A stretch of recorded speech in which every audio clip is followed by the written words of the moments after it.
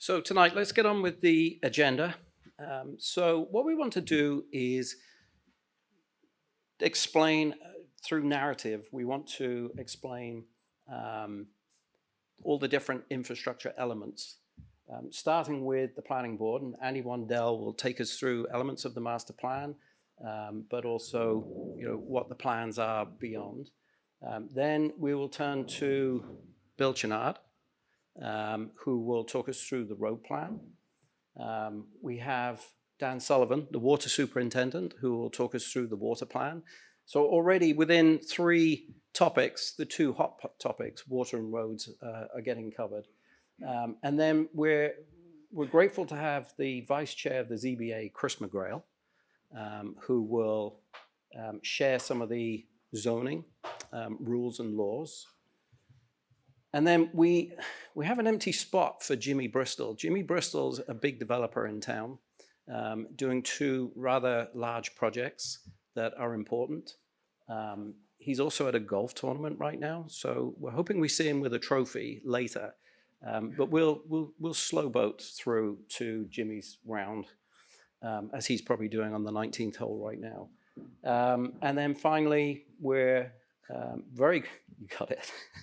we're very grateful to Peter Foreman, who is the chairman of the South Shore Chamber, and he is going to share some of the experiences of our neighboring towns.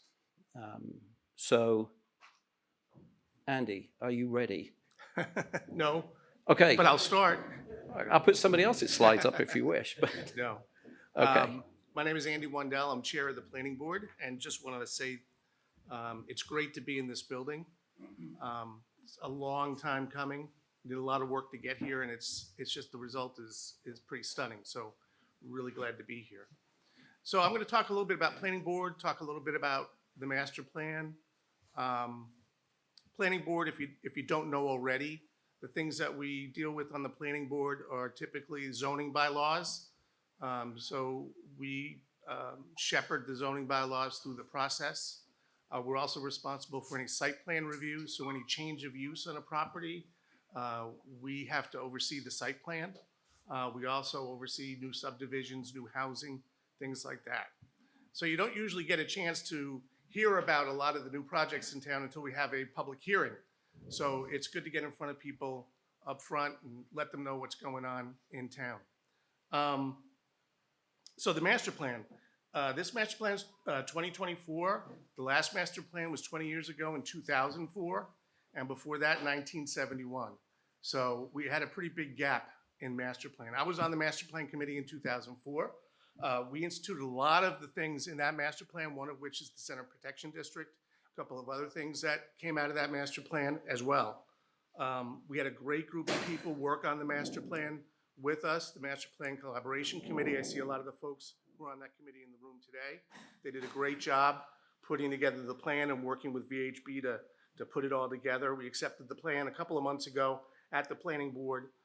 We didn't appoint a specific implementation team for that. We felt that the planning board should be responsible for shepherding the master plan and overseeing the master plan.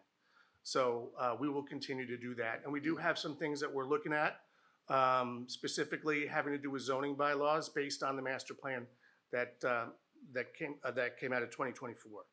So some of the interesting things about the master plan is, believe it or not, open space increased by 30% in Pembroke over the 20-year gap between 2004 and 2024, which means that a third of our town is in open space.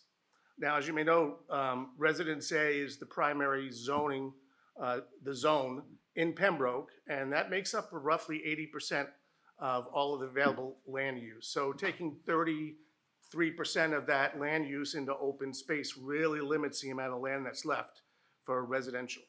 That means we're pretty close to build out.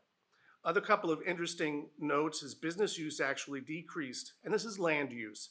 So business use actually decreased by approximately 2% in that 20-year period, and residential use was very modest, between 4 and 5%. So again, we're very close to build out. And if you take a look at the available land for residential use, we're at about plus or minus 400 acres.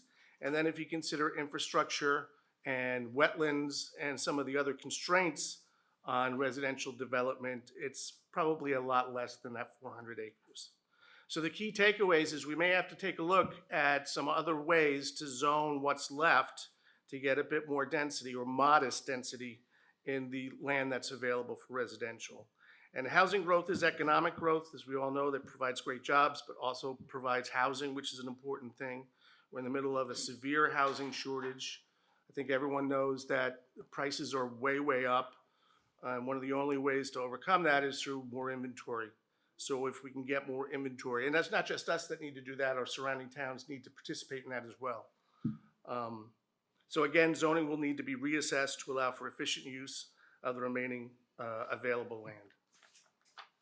So I thought I'd go over a couple of the business zones in town, just to give you an idea of where they are and what's allowed in them. We've got the residential commercial district. This is Washington Street from Barker Street to the Duxbury line. The uses there include medical, professional, retail, light industry, personal services. You'll see a nice mix of residential and commercial in the residential commercial district, hence the name. But one interesting factor here is multi-unit dwellings are allowed by special permit up to 4 units per acre. Now, an interesting fact is that we haven't seen a new subdivision come before the board for at least 5 or 6 years. So the single family home subdivision we're getting less and less of them, probably because of the constraints of land use.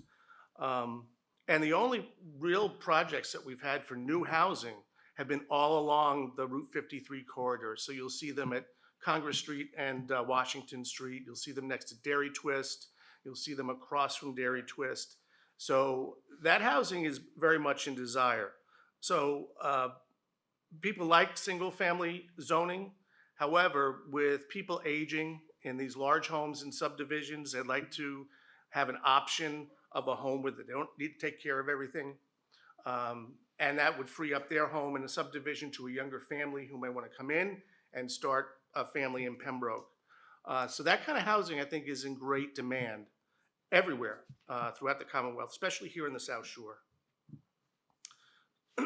So the other business zones are Business A. And if you're not familiar, that's Mattakesa Street to the Rotary, and then in Bryantville Center. And Business A allows all uses allowed by right in the residential commercial district. Also allows gas stations, auto repair and sales, nursing homes and restaurants by special permit. And single family residential is allowed, but no mixed use. So you can't have commercial and residential on the same use on the same property. But you can have a single family residential home. And that is zoned just like Residence A, 150 feet of frontage and 40,000 square foot. Business B is the 139 Washington Street intersection and all of Scusa Street and Church Street to the Marshfield line. That also includes where the Christmas tree shop was. That allows all uses allowed in residential commercial district in A with different dimensional requirements for frontage and lot size. And single family residents are allowed in that and no mixed use. So next we go to industrial districts A and B. So that's Corporate Park, Pembroke Woods, Riverside Drive, where a lot of our businesses are located. We allow health and medical, business financial, light industry, hotels and a convention center, assisted living, and office buildings not to exceed 4 stories in height. Now, a couple of years ago, we did a housing production plan where we found that the amount of housing or affordable housing, not low income, but affordable housing available to folks in the service industries, teachers, firefighters, is very hard to come by in Pembroke. So we decided to allow residential multifamily housing in the industrial districts A and B. And that multifamily housing was allowed by special permit. So I know it's very controversial to talk about the MBTA adjacent zoning, but we were ready for it. So we had to make very little changes to our existing zoning to actually pass the MBTA adjacent communities law. We just had to change it from going from special permit to by right. And if you look at that area of town, we already have significant multifamily housing there. So Pembroke Woods is 230 units on 50 acres. There was a second phase of that was proposed years and years ago that would have doubled the amount of units on that 50-acre site. That's pretty much textbook of what the MBTA communities law is. And there's 2 overlay districts, and this is kind of funny because it's really kind of a sign of the times, right? So before there was the recreational marijuana passed in Massachusetts, there was medical marijuana allowed.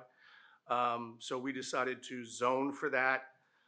That's allowed in the industrial district A and B in the area west of Route 3. And then years and years ago, if you didn't zone for adult usage, so strip clubs, adult bookstores, things like that, it could prop up anywhere in town. So you had to designate an area for it. And that designation is industrial A and B zones east of Route 3. And then finally, the Center Protection District, which is Center Street up to Mountain Ave, Mattakesa Street up to Grove Street. We at one time allowed mixed use there, but we were getting projects in front of us that were either residential or commercial. Actually, we got very few commercial applications in the Center Protection District. Almost all of them were residential. So we did change that again. We've gone back to either you do residential or you do commercial in the Center Protection District. That's something I think we want to take a look at again, especially with some changes that are going on in the center of town. For instance, the fire station won't be there anymore because we have a great new public safety building coming up. So that property will have to be considered. We have 2 gas stations that are kind of grandfathered in. They can't make any changes because that use is no longer allowed in the Center Protection District. So every time they come to us to do a whole new site plan, we tell them that they're not allowed to do that. So they've remained exactly the same as they've been for years and years and years because of that. So I think a comprehensive look at the Center Protection District, some of the needs, some of the things that are attractive to the town is going to be warranted. Other things that that we're looking at, future issues, just saw the Housing Act passed. A big piece of that is accessory dwelling units by right. So now you need to go to the ZBA to get permission for accessory dwelling units. We do allow them, but you have to have a blood relative go into that accessory dwelling unit. That's no longer the case with the state law. We also required 800 square feet, up to 800 square feet of additional space. The new law allows up to 900 square foot of additional space, and the law that we had on the books, or the bylaw we had on the books, only allowed for attached, not detached. And so the new law allows for detached units of up to 900 square feet. Still a lot of questions out there about that. You know, what's considered the livable space? How do you account for parking? But we will have to pass an accessory dwelling unit bylaw that's in conformity with the state law sooner rather than later, actually. And then the other things we want to look at is what I like to call moderate density. A lot of folks are a little alarmed at the MBTA law because it requires a minimum of 15 units per acre in density. So that's pretty high density. Right now we have very low density housing with single family zoning. That's what I would call low density. But I think it's time that we look at, with the remaining, so little remaining land left, we look at moderate density zoning. So for example, a lot of the surrounding towns allow for a half-acre lot with 100 foot of frontage. So that could get us more density in Residence A. And again, since we're pretty close to build out, you wouldn't see a lot of that housing happening, but it's certainly something that we should consider. And again, through the public hearing process, that would play itself out. So you'd get plenty of opportunity to come to the planning board, talk about it. We'd hold public hearings before we go to town meeting to get any zoning bylaws changed. So that's about it. But making that change, Andy, you're still only, because you've only got 400 acres, that's only 800 additional units, correct? Well, again, 400 acres is not going to get you 400 units of housing. Right. All right. No, I understand. Yeah, because of the infrastructure and everything else. No, but it would double what you would be able to do. Sure. Yeah. Sure. Very good. We do have a lot of questions for Andy. They're coming up once the whole panel's had an opportunity to make their presentations. Did you have a question? Okay, thank you. Bill, what we've all been waiting for. Now, Bill sent me this presentation. I have adapted it for tonight, but this is his picture. Where is that, Bill? Is that?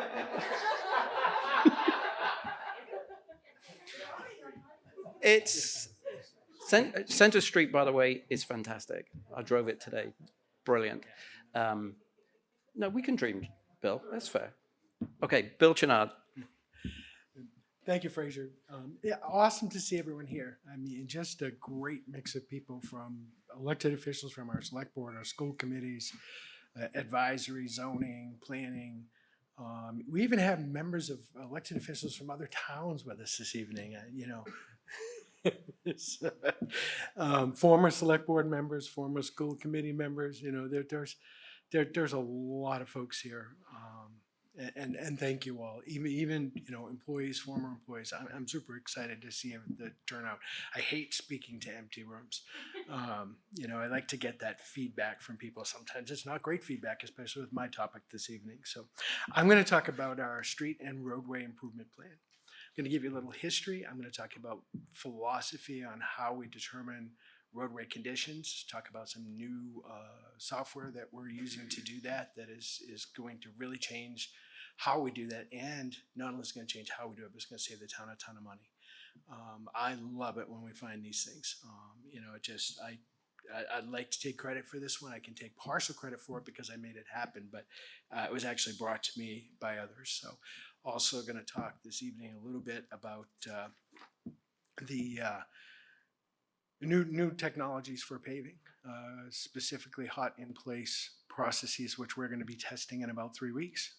So anyway, getting in, pavement management plan, going to talk about what it is and the importance of understanding that. Going to talk about funding sources and costs. There are dramatically difference in costs when you talk about different processes in paving. Going to talk about our 2024 schedule, which is compressed. It's all about to happen. Some of it's happening as we speak, and other roadways and other work in town will be happening within the next 2 to 3 weeks. So, and then some final comments, and then obviously questions if anybody has questions. So what is it? What is pavement management, and what is a pavement management plan? It's up there. So it's the process of developing recommendations for the maintenance and repair of pavement to ensure that it remains in good condition. That's a key, good condition, at the lowest possible cost. So that's the first part of it. I'm going to dissect these a bit as we get through it. Pavement management is based on the idea that roads deteriorate at different rates. That's a key factor because I'm going to talk about how we can save money as a result of that. They deteriorate at different rates throughout their life cycle, and that timely maintenance can extend that life. So let's break that down a little bit. Developing recommendations for maintenance. How do we do that? Well, we take a look at the condition that's out there. There's different terms for it. Some people call it an infrastructure condition rating or a pavement management rating, or there's 3 different things they're all the same thing. It is a number from 1 to 100 that is assigned to a roadway, 1 being, or 0 being really poor, 100 being brand new and awesome. We do that. We have done that historically. We did a pavement management plan. We paid a consultant a lot of money to do it in 2016. We updated that plan in 2018, and then we paid to redo completely that plan in 2022. We are currently using artificial intelligence software to update that plan on our own, not paying a consultant tens of thousands of dollars to do that, and the program is working wonderfully. I'm going to get into that a little bit later. So moving on, obviously lowest possible cost. So many of you here, because I know, have seen my fish diagram. And basically what the fish diagram is, as the condition of the roadway worsens, okay, tail of the fish, head of the fish, the cost to do that improvement dramatically increases. I mean, it's a geometric progression in cost as the condition worsens. And the goal of any good pavement management plan, obviously, you want everything in good condition as it says, but you want to catch it before that point crosses. Because once that point crosses, your cost is just skyrocketing at that point. And the procedure and the ways you can fix that and bring your pavement back is more timely, dramatically more expensive. So, and that's the point about the deterioration at different rates. Roadways that have major truck traffic and other things are going to deteriorate much quicker just because of the volume of traffic across those than those that don't have. I mean, you look at Mountain Ave as an example. There's significant traffic there, but it's not going to be the same as Route 53. So how you manage those two roadways is very different. So, and the whole goal is to extend, yeah, I know, those stores drive me nuts, to extend the use, they need to be adjusted, to extend the useful life of the roadway. So if you can extend the useful life by using a crack sealing procedure at, I'll get to the cost a little bit, but you want to do that as opposed to a complete reclamation, which is, you know, $60, $70, $80 depending upon the roadway, $80 a square yard. So moving on, yes. I've moved you on. So, thank you. So how do we fund these things? There's a number of ways, and I actually missed one. We don't use it typically for payment, and it's just going to be really restricted on how we could possibly use it for payment management, but I will address it when I get there. So biggest funding, although not so much in the last 3 years because we've committed to funding with local town funds. Our biggest funding source historically has been Mass Chapter 90 funding. Chapter 90 funding is aid that's funneled from the federal government through the state to the cities and towns.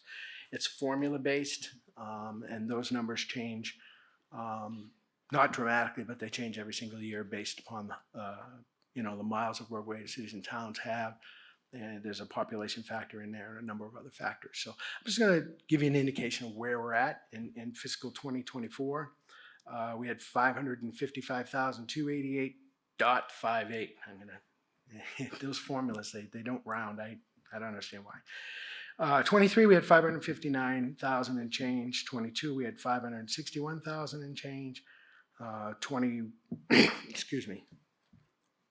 21, we had 564,000, almost 565. And then in 2020, we had 565,313.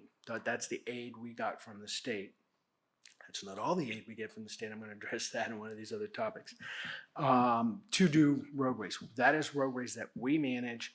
The state that plays no role other than funding through an application process when we complete the roadways ourselves. We do the bidding, we determine what work is going to be done on the roadways, and we're responsible for the roadway condition index that gets put on those roadways via a consultant, or I'll talk about the software we're using now. Local funding, when I first came, we took a look and that condition was dramatically deteriorating to the point where we were looking at almost $12 million and that we didn't have to address roadways. So we were in the mid 70s at that point and it was going down.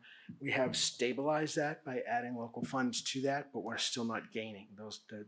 Some of those roadways are still deteriorating. We're paving them, which brings the average index up.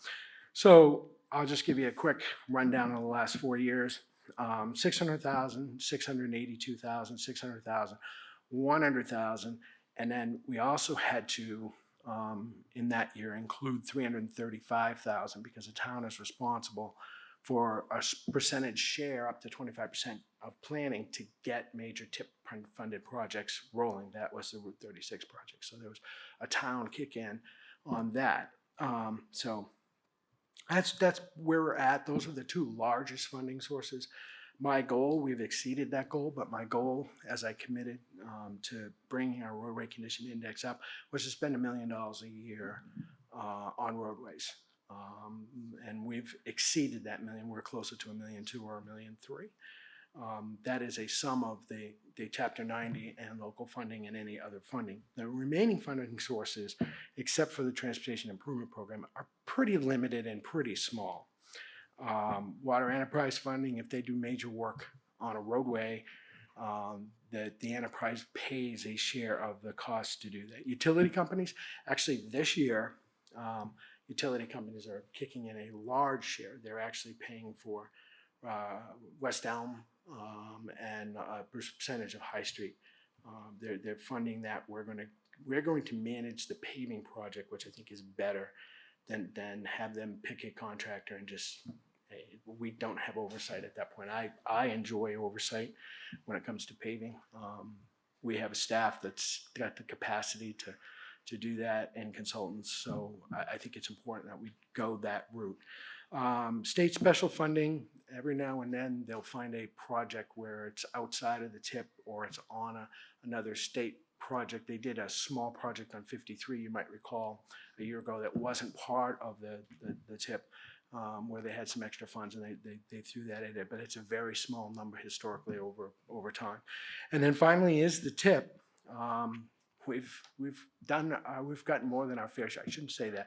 We've done well, but we need to emphasize that we need to start get back in there and start kicking some butt and get some more money from the state on TIP projects. But we've got over $24 million in the last 6 years from the Commonwealth. So that's a really good number, including $8.9 million for the Route 36 project. So we've done okay.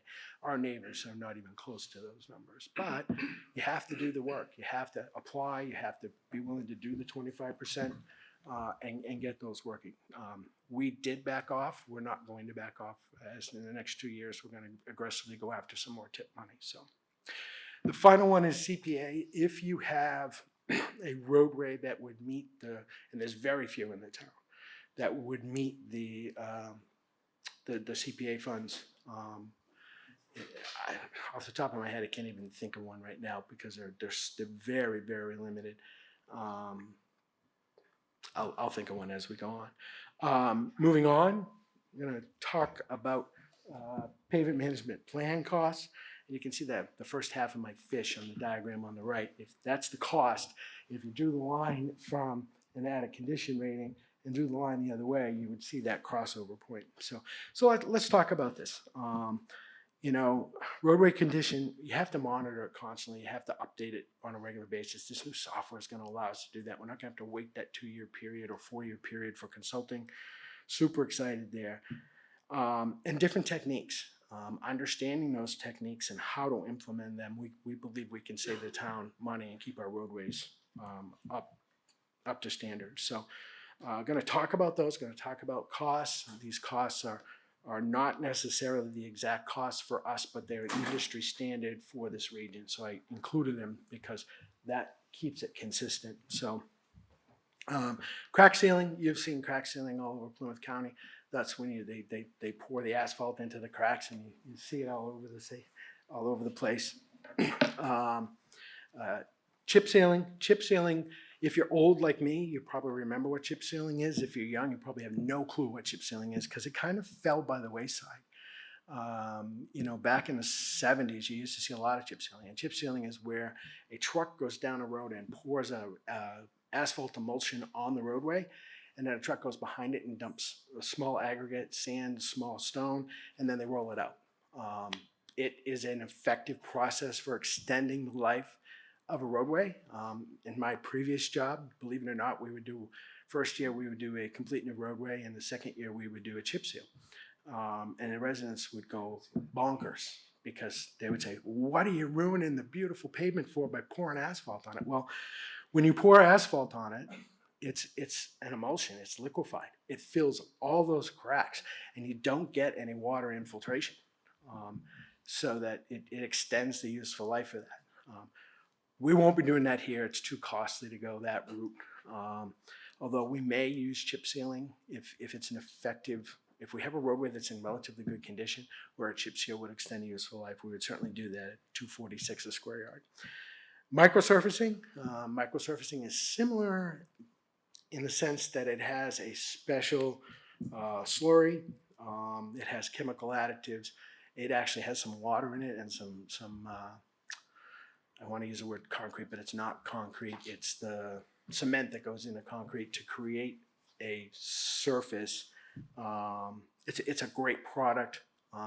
Very, very time consuming and doesn't really have the useful life per se, and it's very difficult if you ever have to cut it. It's difficult to patch it and some other stuff. The next one I'm super excited about. Some folks brought this concept to us. The highway foreman is one of those folks, and Mr. Ciciotti is another. And said, try this. They brought some pamphlets back for some things, and I actually went with the highway foreman up to the North Shore to look at a state project where they were doing hot in place, and I was amazed. I was absolutely blown away. You got the quality of a full mill and overlay for a third of the cost, and the way that works is they heat the existing asphalt. Doesn't work in all roadways, but they heat the existing asphalt up, and then they roll that out into a nice, they go through with almost like a grinding process, roll it out into a nice, what they would call a base, what we would typically call like a base coat, and then you put a final coat over the top of it. It's an amazing process. You're gonna be able to see it. We're gonna do it in 3 weeks here in Pembroke. We'll try to publish when that is. Don't go too close to those things. I was amazed at how warm they are. You get within 10 feet of them, you can almost burn yourself. So that's pretty scary. Well, think about it, you're melting asphalt, so you really have to be able to do that. So we're testing that process. If it works, we're going to do that process on more and more roadways, just because you get high quality road at a very, very cost effective number. Mill and overlay is what we do here in Pembroke for the most part. That's where you grind the existing road and you put a new overlay on the top of it. And you can see that's roughly $30 a square yard, much more expensive than some of the other processes. And then full reclamation, that's what's going on Center Street, where you take everything out, you rework the base, gravel underneath, you do all resetting of your drainage and any infrastructure that's under your roadway, reset your curbing, reset your sidewalks, and then you do a base coat, then a final coat, which is almost going on tonight.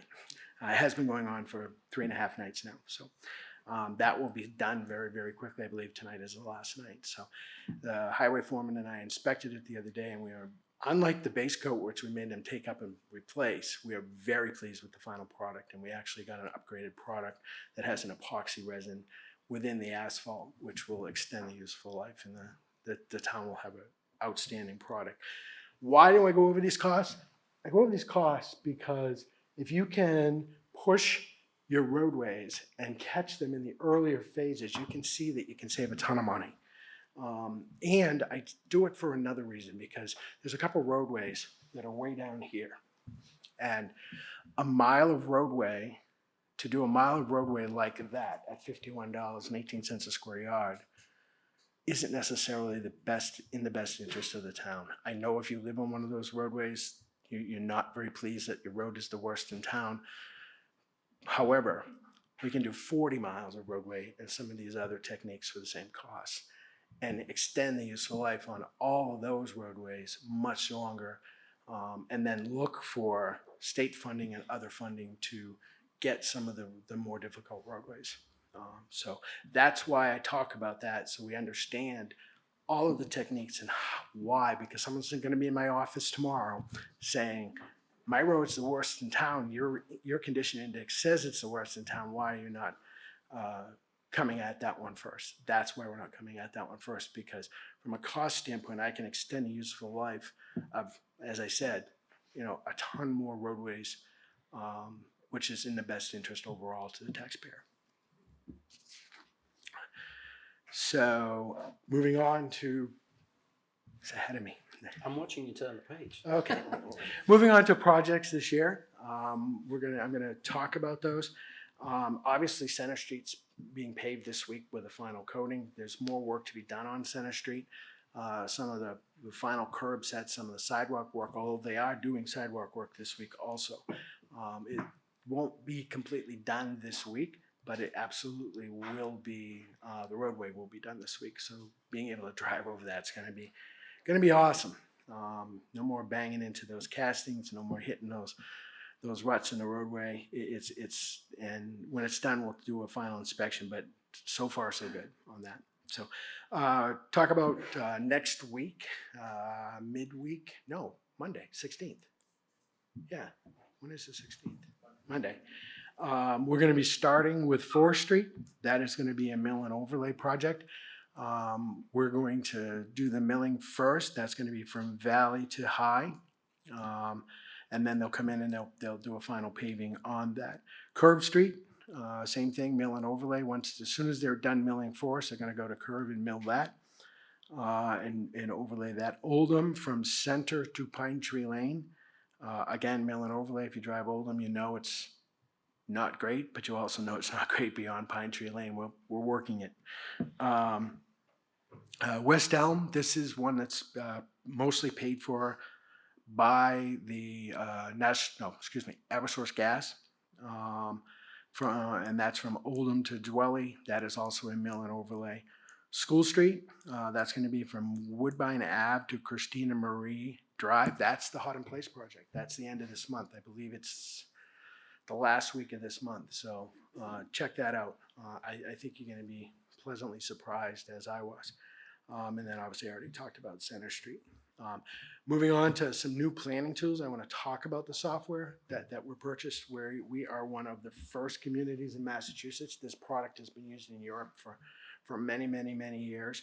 And they've added the artificial intelligence technology to this, where we simply put a smartphone on a mount on a windshield of a DPW truck.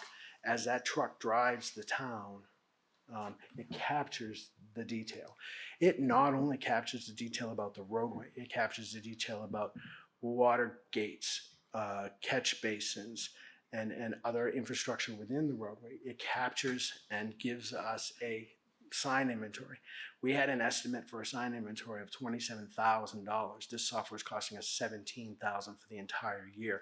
And we're not only getting the roadway condition, as you can see over there, the PCI condition index is a 72 on this roadway. And you can see that's an example of crack sealing right there that you're looking at. It tells you the cracks, it gives you the information, it gives you the pothole information, it gives you a sign inventory. It also gives you a sign, tells you what signs and the location via GPS coordinates that are faded, signs that are dirty. When we were training last week on this, we pulled up a stop sign and there was mud all over it. That's a simple fix for DPW, but unless someone calls that in, we don't know about it. This software is going to allow us to identify those and create work orders in the system. It also allows us to track the roadways that we're working on and plan those roadways, so we don't have to go out there with a wheel and measure it. It is an amazing tool we were lucky that we're one of the first Massachusetts communities to get it, so we got a great bargain, and we got a 3-year contract at that great bargain. Even at the full cost, it's still a cost saver to the town, because you're not paying engineers to go out there with those wheels and measure those, to go out there and write down and capture all of your roadway problems. What's super nice about it, if someone comes in and says, hey, in front of my house is a major pothole, we can pull it up right there in front of us on a computer screen. And we can say, yep, you're right, create the work order and go fix it. Very excited about this. It's going to, not only is it going to make our database better, but it's going to save us money in the long term. So I just wanted to throw that out there. And then I've talked about the next one, obviously testing more efficient techniques. We've done some crack sealing. It's been a while since we've done chip sealing. Other projects have some microsurfacing in town. I believe Water Street has got some microsurfacing on it. But we haven't done hot in place here. So we're going to test it this fall, and if it works, we're going to roll it out as a technique that we're going to use. Not all roadways are going to qualify for hot in place. If it's deteriorated beyond the point where you can actually capture that, put it back down and cover it, you can't use hot in place. But there's a lot of roadways in town where we can use hot in place, where today we're doing, basically a mill and overlay on that. So I just want to point that out. As it says there, it's 2.5 times the cost. Mill and overlays currently is 2.5 times the cost of hot in place. And those numbers can differ too. There's an index that the Commonwealth publishes on asphalt prices, and they go up and down. Right now, they're on a slightly downward trend, which we're perfect timing for us to be doing some paving work. It's not a significant savings. Over all this work, it's probably a $1,500 savings, but $1,500 in our pocket so we can do something else. Maybe that is a piece of sidewalk or something else. So that's all I have. I'm here for questions. Obviously, there's some that people have. So. Sure, appreciate that, Bill. We'll save the questions until after. Before we move on to water, Jimmy, thank you for coming. Did you win? No, unfortunately, Oh, was getting my butt kicked in a golf I'm match. sorry to hear that. Well, perhaps we can uplift you during the evening. Okay, so Dan Sullivan on water. Thanks for inviting me, Fraser. Appreciate it. Our pleasure. So at the Pembroke Water Division, our goal is to provide potable drinking water per Mass DEP regulations, provide sufficient water for firefighting needs. We do this through a network of 135 miles of water main, 1,000 fire hydrants to maintain water quality, 3 water storage tanks, 4 groundwater sources, 1 filtration plant, and 2 pumping stations. A common comment we have is, do we have enough water? So this graph here shows us our permitted daily demand, what DEP allows us to pump. Per our permit, we're allowed to pump 1.7 million gallons a day on average. So the winter months, we'll be pumping under 1 million, but that allows us to go up to, say, 3 million in the summertime. So it's an average.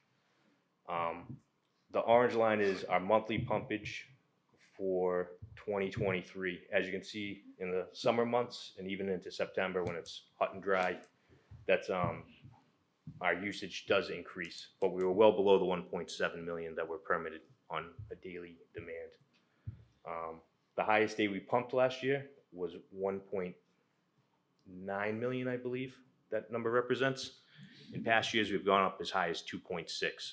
So while DEP issues water permits by average, we do have to be able to hit peak demands, which can sometimes more than double what an average day is based off of weather, drought situations. People tend to use more water outside, which is expected.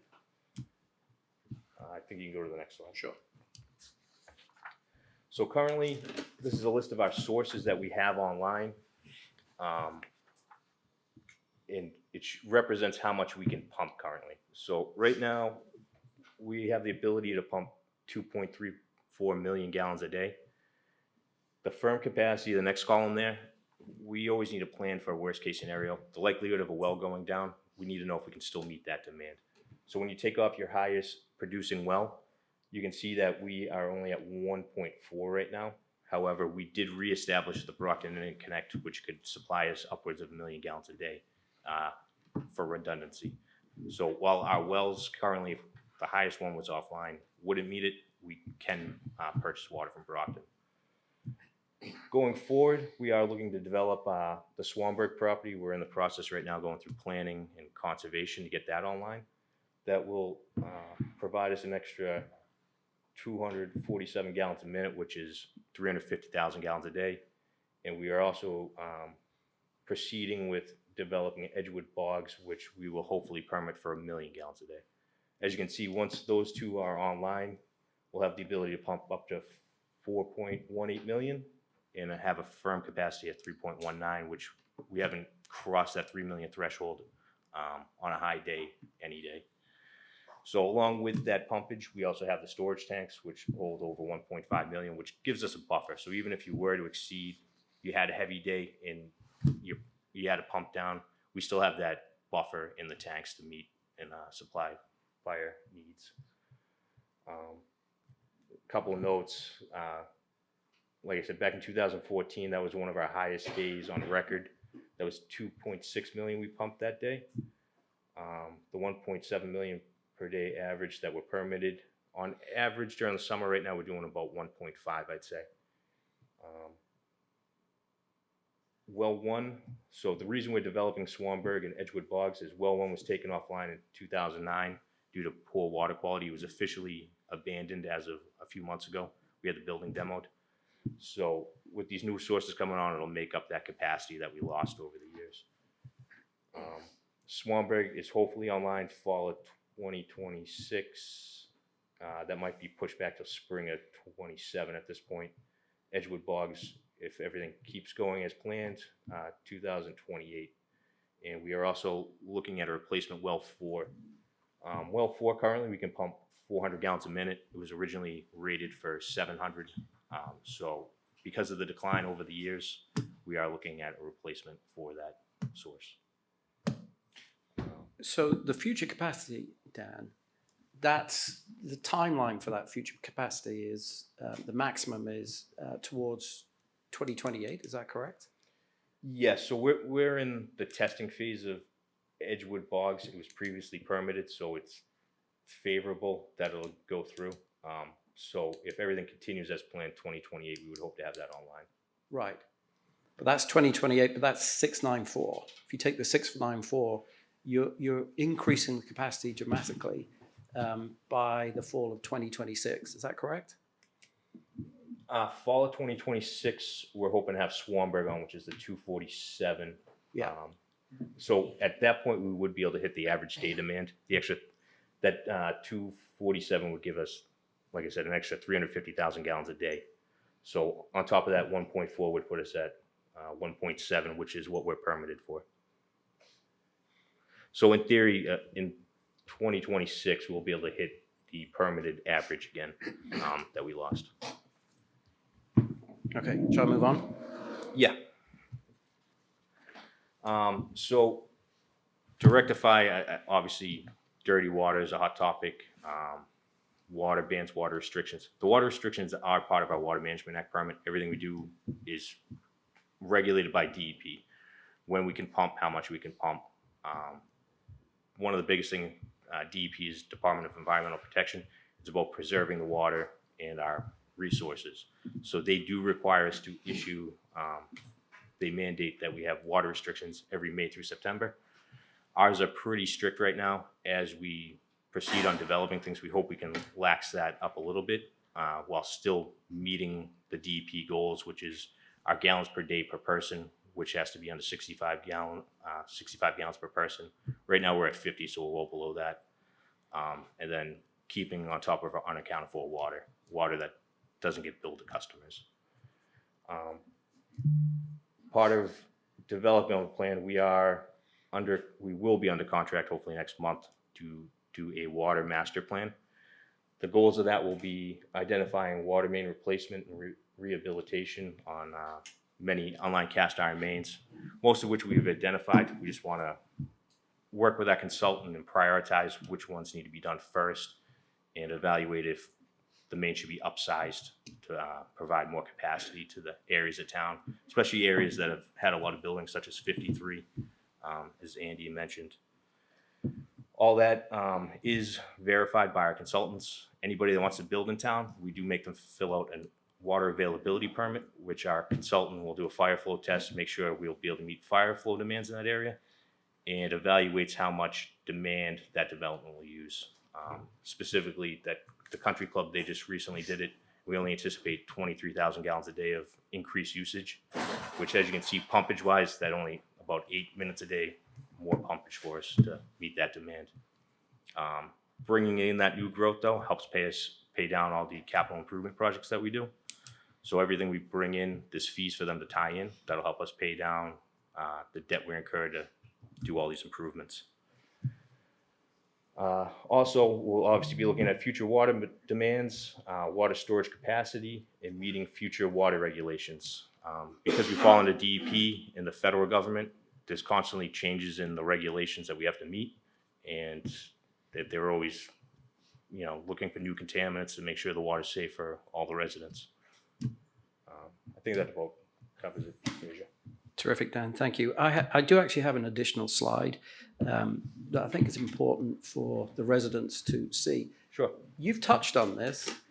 This isn't because you're failing. This is regulations from state or whoever, but it's not about capacity, correct? Correct. These signs. So part of our Water Management Act permit is protecting the natural resource. Unnecessary waste is frowned upon. Any community that does exceed, like I said, we do have goals hitting less than 65 gallons per person per day, unaccounted for water under 10%.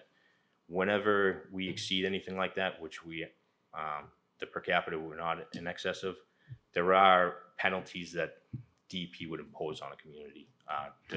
And they would try and force you to have stricter water restrictions, which is put on the department to enforce. So these signs are not put up because you can't deliver water, just to be clear. Correct, yes. We There can you meet the demand now, and like I said, with the Brockton interconnect, a lot of communities have interconnections between them for emergency purposes, so that way you can always supply and meet your needs. And I'm going to bring a question in. The Brockton water that we're moving to Brockton, it's not, what kind of water is that, Dan, that we're sending to Brockton? That's surface water. That's Surface from Silver water, Lake. okay. All of our wells are groundwater wells. Most of them, I'd say about 75 feet below the surface of the surface.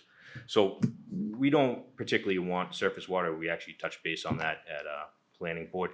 So when you have surface water, there's a whole another slew of treatment techniques and processes that you have to follow. So groundwater is your best bet, providing safe water. You don't have to worry about coliform. There's a lot less risk of contamination with a source well. Thank you, Dan. I think it's, I'm sorry. Over to Bill. I think Dan's being kind on that, having worked in water systems that have used surface water in the past. Surface water sucks, folks. I mean, there's a lot going on with E. coli and other things when you're pumping water out of these lakes. Having groundwater wells, even if you have brown water, which we're trying to eliminate, the water quality here is so much better than what we would have if we had surface water. Thank you, Bill. Let's move on to zoning.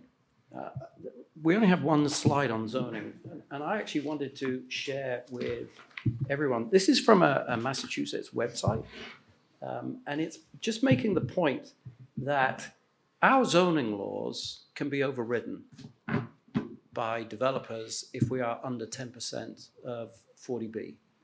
And we have to be aware of that. We have things forced on us if we're under 10%. Sorry, Chris. Oh, that's right. How you doing? Chris McGrail, Vice Chair, Pembroke Zoning Board.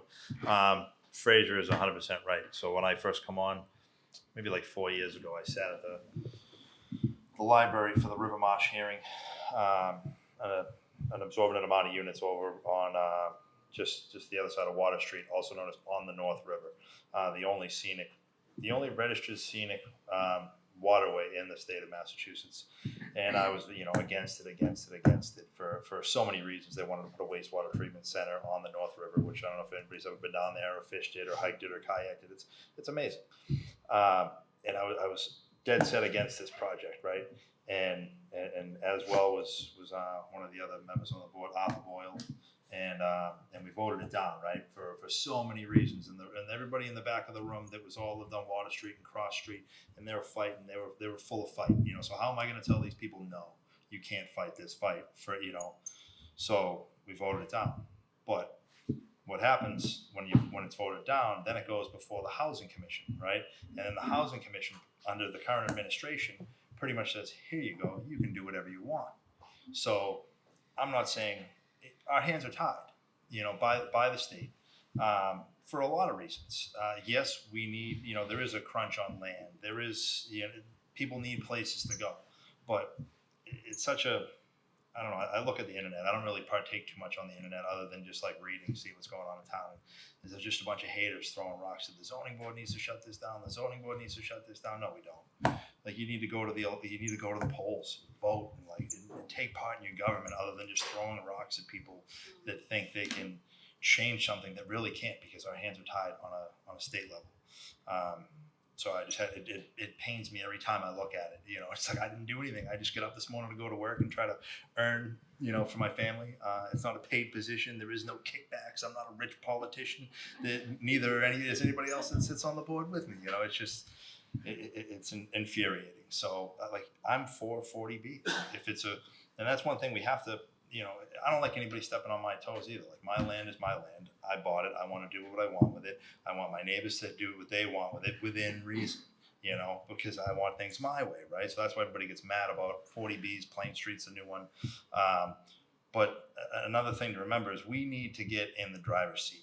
So it being under 10% is where it gives the developers the pretty much carte blanche to do what they wish, where they wish. So currently, Andy, what are we at, 8.7, 8.5? Well, we're a bit higher than that, and when permits are pulled for the two projects that are, well, one has not been approved by Right. ZBA, but the other has, we'll be closer, but as we add housing units over time, we kind of take a step back. So I think we're at around 9.8. Once we get the new units in, closer to 10, we'll have to do the calculation again, see where we are. And what happens, which Andy had made privilege to me, was so River Marsh got voted down, and then it went to housing court, and then they got whatever they wanted. They got approval. They're going to go ahead with the project whenever Brian Murphy and River Marsh LLC goes forward with it. We don't get credit for that percentage until they get their occupancy permit. So that's the same look I had. Across the street at Shepherd's, because it passed when the building permits are pulled, we get credit for that percentage. So everybody's like, well, all these 40Bs going through, where are the numbers? Why haven't the numbers changed? Well, that's why. You know, so once the Shepherd's permits are pulled, we'll get credit for those. Once River Marsh gets built or whatever and they get their occupancy permits, we'll get those. But at the same time, you know, there's other development happening in town. So the more development, the more affordable housing you need. It's like, you know, I eat because I'm unhappy, and I'm unhappy because I eat. Like, it's a never-ending cycle.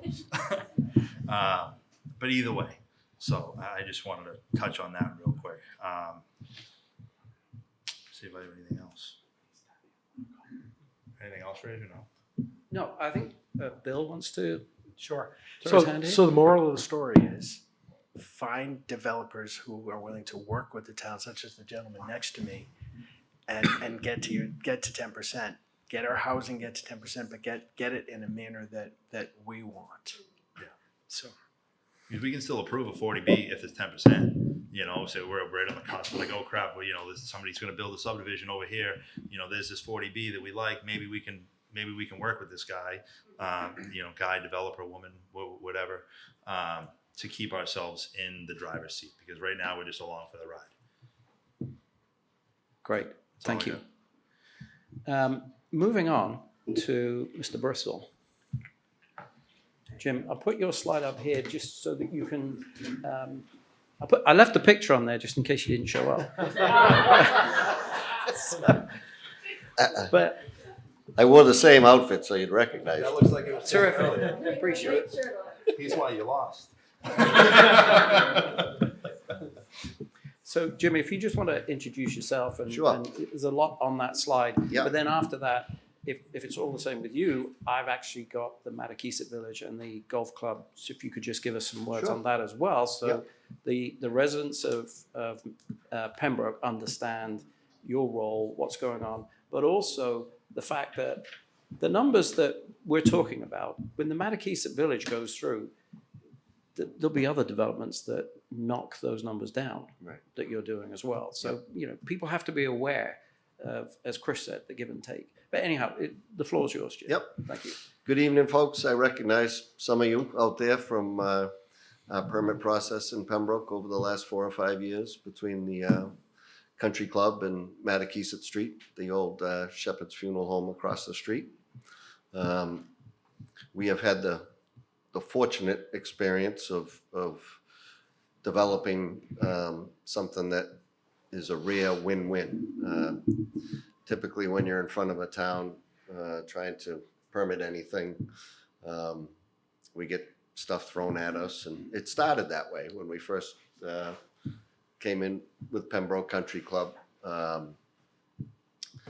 It was not the most comforting crowd, and we worked to educate folks that what we're trying to do is save the golf course, propose a housing component that the town really doesn't have, a 55 and over community, that mimics what we did up in Weymouth and we're doing in other communities on the South Shore. That is a huge tax generator for the town and a relatively low traffic impact, relatively low sewer water impact, and generally, once it's built, it's a great asset for the town and saves the golf course. So the golf course will be able to do a new restaurant, new function facility, make improvements to the buildings on site, make improvements to the golf course, and that's all only doable because of the housing component that gets permitted. So we had several folks that were selectmen, planning board members, conservation folks that came up and toured what we were doing in Weymouth, and once they sat there and saw the way it operated, we almost got a unanimous vote at town meeting. And the first meeting I was at, I had people behind me going, "Go back to Weymouth."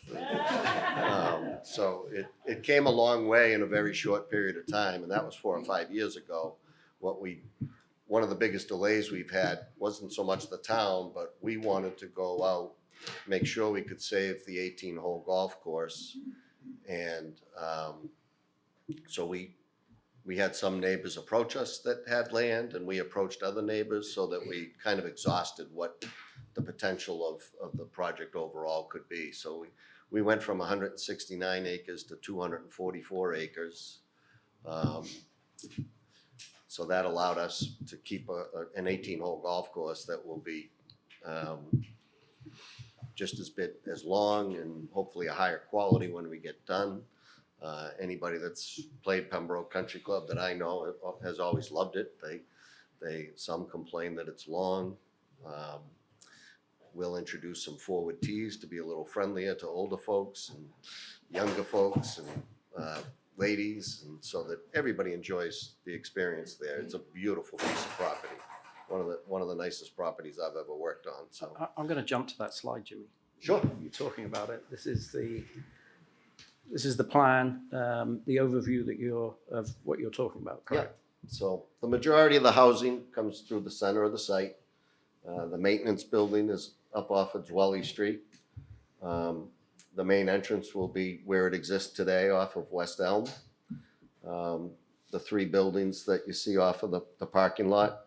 One is the big Augusta building that exists today that will be where we charge the carts. There'll be some event suites there, so when folks have a golf tournament or a wedding function, something at the function facility, people will be able to stay overnight there. So that's kind of a neat thing that got added to the design. The center building is where the current restaurant is, and that one we're planning to tear down and build a new restaurant on the first level and function facility up on the second floor. And then the third bigger building that you see there is an 8-unit, which the zoning allowed some multifamily units. So it's 162 single-family detached homes in that one 8-unit building just off the parking lot. The new driving range is the white that you see down at the bottom of the screen. There's probably 3 or 4 holes that get redone. There's probably 5 or 6 that get new tee boxes and that kind of thing. But there's probably about 13 holes that we won't even touch. So other than to make improvements with cart path, bunkers, et cetera, that kind of thing. So there's some housing off of Hazelwood. That'll be a separate community with an emergency through. It won't be a separate community. It'll still be part of the 55 and over, but it will be accessed off of Hazelwood. We had some pushback there during the permit process. There was formerly a single-family subdivision that would have been regular homes that was approved in that area. That was a greater density. It was actually, I think, 21 house lots that got approved back in, I want to say, 2012. It was quite a while ago. But so this should be a lesser traffic impact to that neighborhood. And then there's another single access property over off of Dwelly up in the top right of the plan. I think that's about it for Pembroke Country Club. Shall We're I? hoping, right now, permit-wise, we're 100% done with the town. Planning Board special permit, order of conditions with the Conservation Commission. The two things that are holding us up right now are at the state level. There's a MEPA process where they kind of globally look at everything. That's probably got another 3 to 6 months. And the package treatment plant for the septic, which will go under the parking lot, is about another 6 months. We got the preliminary approvals with DEP and working on designs for the final. And that's about 46,000 gallons, the 23,000 new that is the housing. And then there's about 23 that the restaurant function hall and those facilities will generate. That's kind of a repurpose of the existing structures. Let's talk about Matakisa Village. So as part of the permit process and the zoning that we received at the country club, the affordable component could be built on site at the country club. It could be built off-site elsewhere in Pembroke, or some sort of payment in lieu. So during the permit process and the assembly of the acreage over at the country club, we had the opportunity to look at this site, the Shepherd Funeral Home. A broker called us about it, and we said, geez, that might be a good spot to do an off-site friendly 40B, where the town gets to count all 66 units towards the 10% threshold that you've heard folks discuss this evening. And that's what we ended up doing. It's also age restricted, so it's predominantly just 1-bedroom homes, apartments basically. And we introduced a tavern as we were going through the process. We shrunk the units a little bit because of construction costs and interest rates where they've gone since we started. They were 4%. As we're going through it, they're 8 and 9%. So it becomes a little bit more difficult to pencil to the banks. So we shrunk the units a little bit, changed it to 3 buildings where it was 2 buildings initially. And we added a tavern because we kind of looked around downtown Pembroke and said, geez, where are our residents going to eat? There's really nothing right downtown. So it was well received by the board, and we're excited to partner with, we work with Will O'Connell's my partner, manages Granite Links up in Quincy. He runs the Weather Vane Tavern for us in Weymouth. He runs the Range Bar and Grill for us in Hingham. So he's excited about doing this one as well as the stuff at the country club. So we've got a good team there that has a lot of experience, and we're excited about both projects. This one, we're just green lighted the architect and the structural guys on the plans, so that we should be able to file for foundation permits and subsequently building permits this fall, winter, and get this one rolling, because I'm glad to hear that it counts once the building permit is issued. That's what I was told. Yeah. No, it's true. Yeah, so that's great news for the town. Not so much for the other. But right.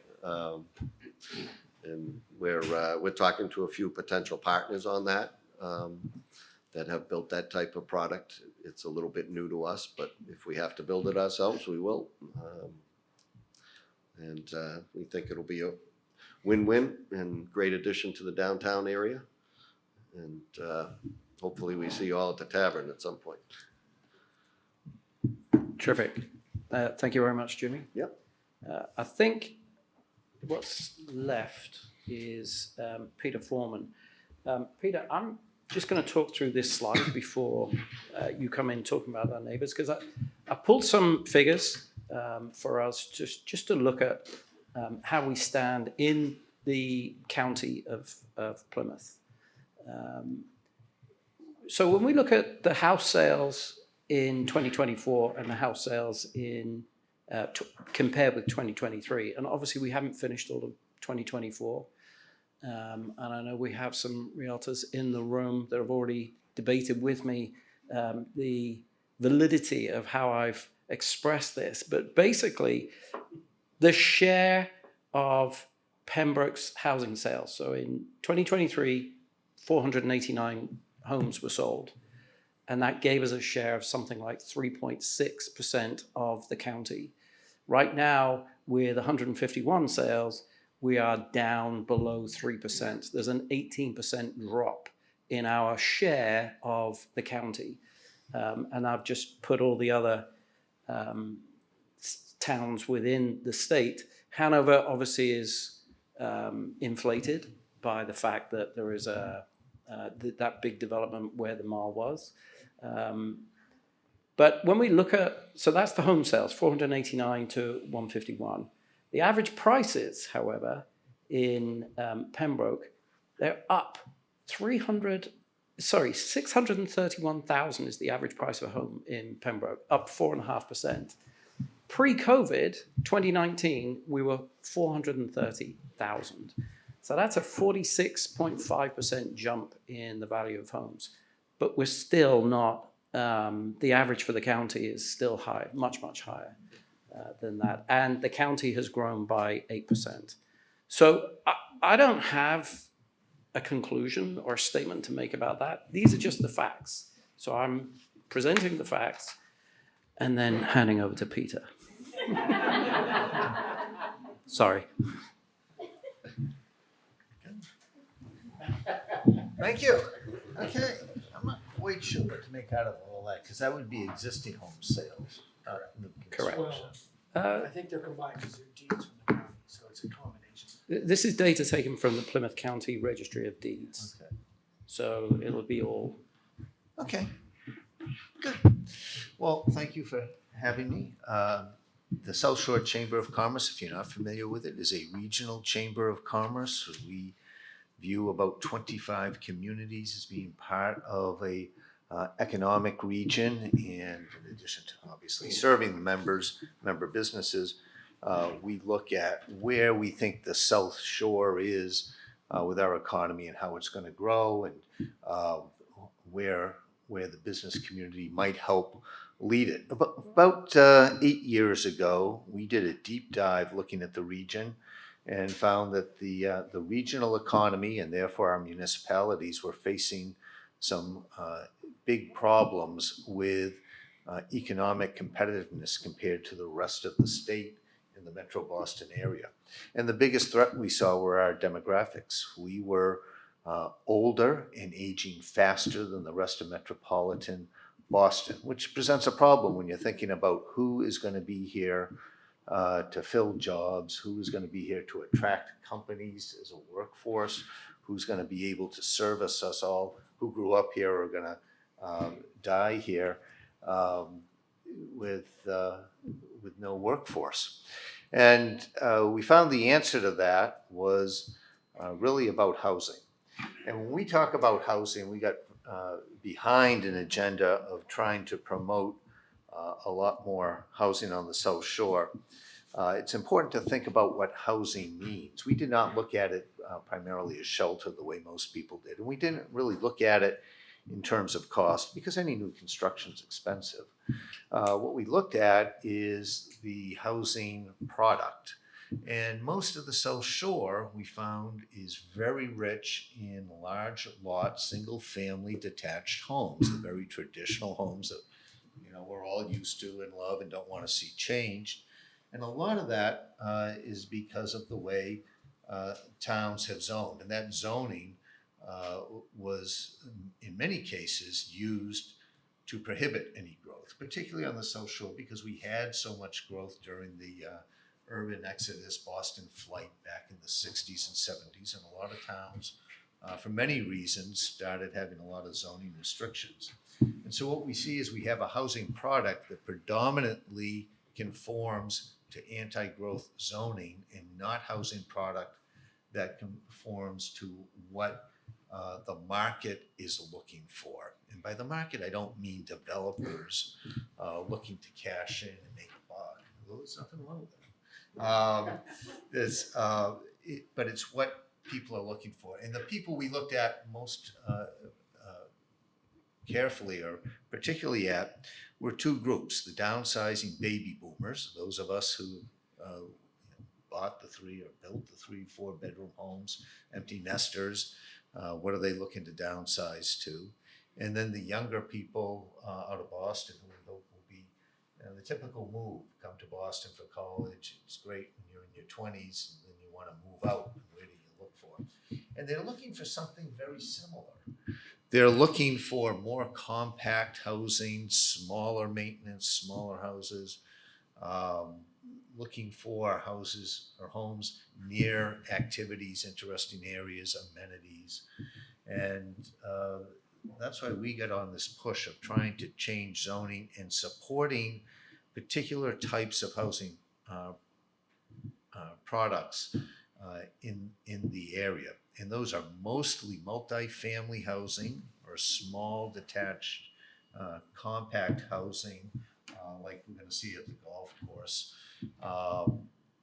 and housing that is used as an economic development strategy in itself. And that means using it as mixed use, trying to have housing so that you can have some commercial development nearby, not necessarily or always in the same building, but nearby. So getting that, something near transit in many cases, because that helps draw people down. Housing that's used to help communities with placemaking, because what people are looking for are communities where they are kind of interesting. Not everybody wants to live on an old developed farm with nothing around it. I happen to like it, but not everybody does. And so we're trying to get that housing that helps keep the downsizers, those people who have been made their lives here, been successful, who are rich in talent, even if they're retiring. They've got a lot of talent and expertise. And then those younger people. And that placemaking for towns, helps attract people. And the towns need to be attracting people, particularly now. The post-COVID huge federal state aid to municipalities is coming to an end. And towns are going to have a harder time, I think, looking to manage their affairs. Not necessarily manage growth. The growth is going to help pay for some of that. Because the equation has changed from, I used to be in the legislature back in the 80s. The equation's changed with housing. Housing used to be a cost burden on communities because most of us were thinking of 3-4 kids. Nobody's thinking of 3 or 4 kids anymore. It's 1 or 2. People aren't having families the way we used to as a society. And so what we find is the old housing, which might have impacted local services, now it doesn't bring as many children with it. There aren't as much impact, and they tend to be, the larger developments tend to be net tax gains for municipalities. So that's a good thing. We're seeing 3 kinds of towns in the South Shore, and I think probably statewide. There are towns that are using housing as part of their own economic development strategy, doing something like the downtown project here, which normally I would like. I don't like what the Brookfields are doing on Mattakesett, because the Shepherd Funeral Home, J.J. Shepherd, was my great-grandfather. And I don't know why that money didn't come down to the family. I don't know how it ended up getting out of there. He should have passed it down to us. So I'm checking with my mother on that. But it's a beautiful project, and it's a way to find out. It's a way to to develop a center and bring in more amenities and services, even though Stop and Shop is closing.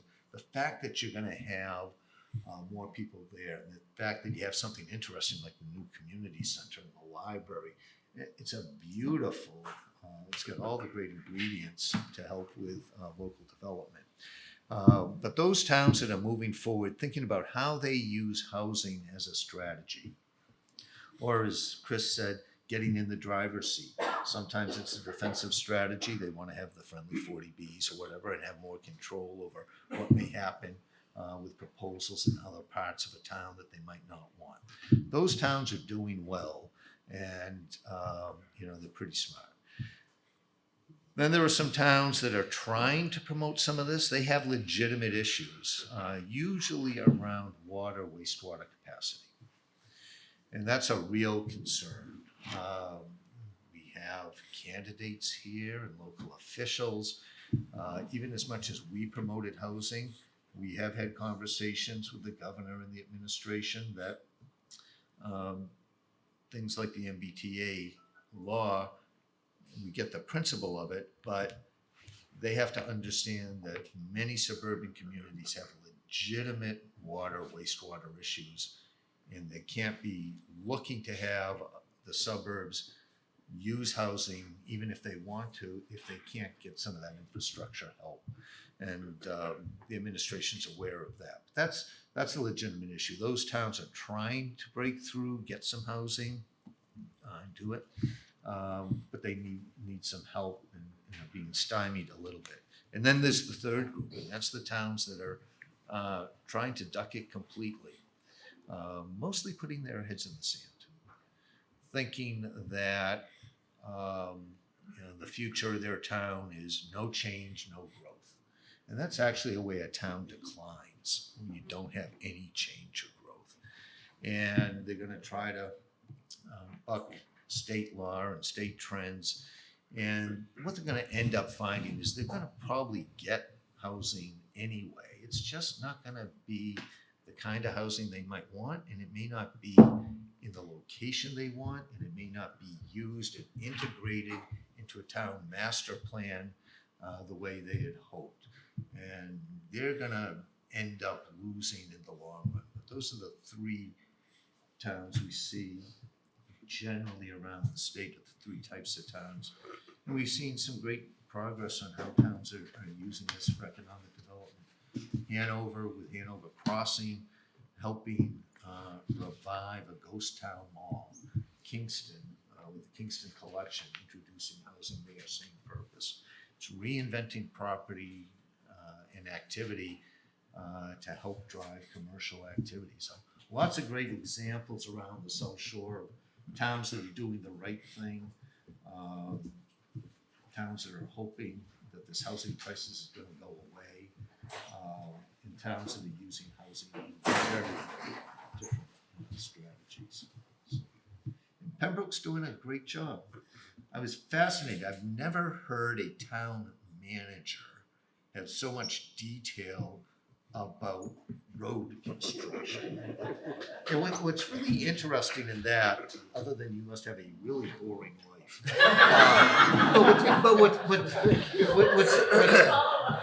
what's interesting is most town managers have incredible detailed knowledge about their town departments.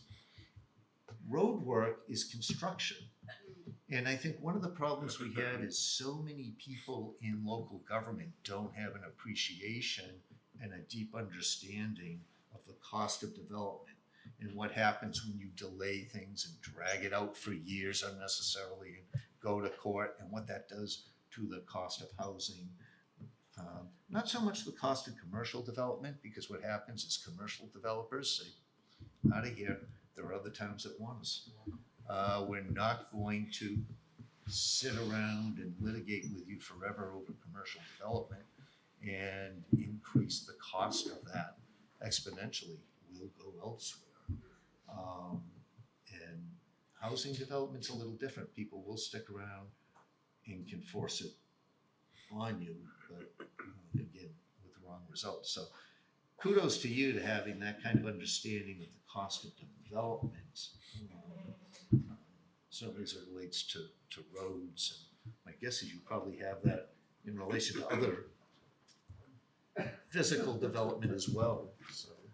Tell the So truth, that's Bill. great. But you're doing a great job, so keep it up. Great. Thank you so much, Peter. We're going to move on to question time. We're actually on schedule, give or take 4 minutes. We're going to have the questions that have been proposed to us by the residents. I've put them into category order, so Dan's going to go first. I will probably not. The town folk will see the questions that have been asked, but I think most of them have been answered. So we'll rattle through these fairly quickly.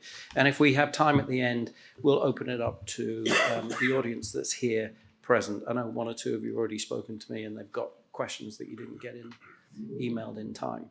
But before I do that, I do want to thank the panelists for attending tonight.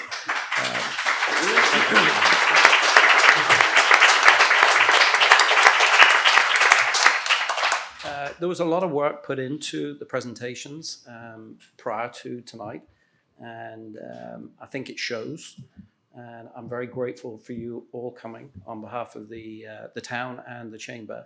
I'm also very grateful for a full house of select board members here tonight, so appreciate you all showing up. Thank you. If I can turn some of the questions on to you, I will. We've also got some state representatives here, so we're grateful for you attending, and good luck in your races. So let's get on to the questions. Water. So, no question. Oh, hang on. When is the town of Pembroke going to take action to rectify our serious water issues? I really think, that's a great question, but I think you've covered that fairly well, Dan. So I'm going to, unless there's any objections. Oh, objection coming in already. Yeah, I think so. Should we share a mic? Oh, do we need it? I'm pretty loud. You're not recorded, though. Oh, okay. That's true. This work? Okay. So I think what Dan was talking about before was a lot about well and supply. Yep. And you alluded to the fact that we're about to do a master plan on water mains. And I do think it's worth noting the distinction there. So Old Colony Planning Council, with the support of South Shore Chamber and the legislature and the EDA, has a regional water study underway that Dan Sullivan's been a part of, getting local input in. And that is looking at how any of this development, how any changes in growth over time are going to impact our environment, our groundwater, our watersheds, right? So it's looking at all of those supply and quality of water itself. And we've put a lot of work into that. But I think that when people are saying rectify our serious water issues in town, most of the time what they're really talking about is water mains. Mm-hmm. You know, we did have a year where we had really serious shortage, right? We were down a well, we had some issues, and we were short water.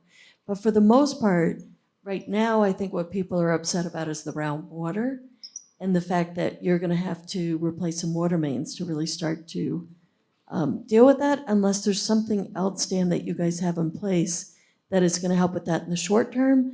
But it might help to give people a sense of the timeline to come up with a master plan and start to put that into effect. I would also note that a lot of our well issues we were able to take care of in part because of things like ARPA and federal money that was coming through COVID, as Peter was alluding to. And that really helped us do that without as much impact on ratepayers. But when you start talking about water mains, unless a new funding system comes in, that's going to be a new category. So I just think when people are asking that question, they may be asking about the second half that is sort of future. Sure. So we already have a couple of water main projects in the works. High Street, I'm sure anybody that lives on High Street, that's a big problem area. We've already done survey work out there. We just did test borings.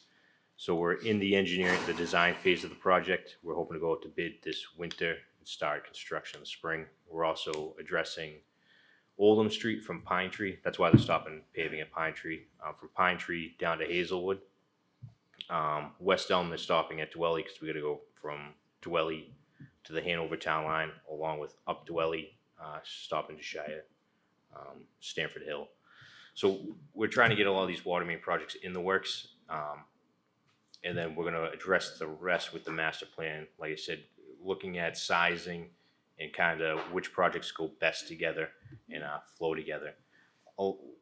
In doing that too, we're hoping to apply for more SRF loans to get low interest loans on them.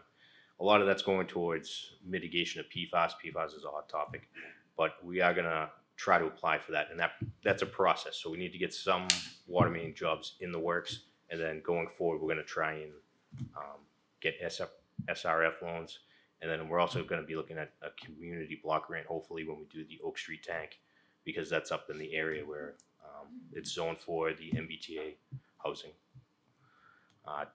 Discolored water, like you said, that's the hot topic. That's from the unlined cast iron pipes. That has been already started to be addressed. So there was an abandonment on Center Street that was unlined cast. Most of it, there was some other pipe material. And then Barker Street. Now we're moving on to High Street, Oldham, West Elm. So we are going after the problem pipe materials. It's going to take time. It's about $2.5 million per mile. So it's going to take time and money. Thank you, Dan. I think that's actually the next question about the old water pipes being replaced. So it's going to take time. It's about $2.5 million per mile. Yep. And you're working on it. Yeah, and with that, we'll have new roadways, new hydrants. When we do a water main project, we're going to upgrade any responsibility of the water system. So our water services from the main to the homeowner side, which can have leaks, those will all be new fire hydrants, new water main, obviously, and hopefully get 100 years plus life expectancy out of it. There is a question being asked, and it's coming up later, but I'm going to ask it now. When Bill's talking about a road project where he's digging up the road, there's obviously some coordination with the work you're doing, so you're not duplicating effort.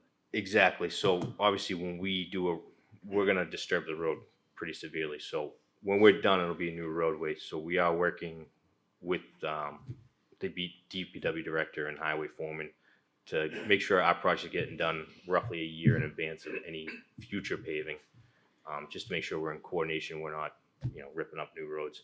Like you said, we had that issue with the gas company, but they're working with us, giving us the funds so that we can pave after we do the water main work on High Street. Terrific. We've just saved some questions there. Yes, sorry, Dan.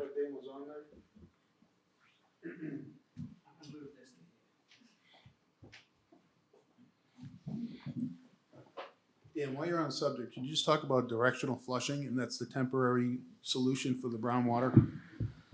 Yes, so the unidirectional flushing program, it does need to be conducted twice a year. What it does is we are able to flush a system in the most cost-effective way and timely way. Actually, from the first last fall when we did the first completion to this spring, we used 25% less water because of it, and it shows that the program's working. So the unidirectional flushing program is going to clean any sediment that's in the pipe out, which causes discolored water when there's times of high flow or fires or illegal usage of a hydrant. Gets that sediment out, and it also gives us data to target problem areas. So these unlined cast iron pipes have a tendency to tuberculate, so minerals deposit on the inside and there's corrosion of the pipe walls. So when we're flushing, we can see the decline of flow available in an area, so we can target more problematic areas. And with High Street specifically, it's a frequent caller for discolored water. We do see the flows are dramatically lower, and we get that information from the flushing program.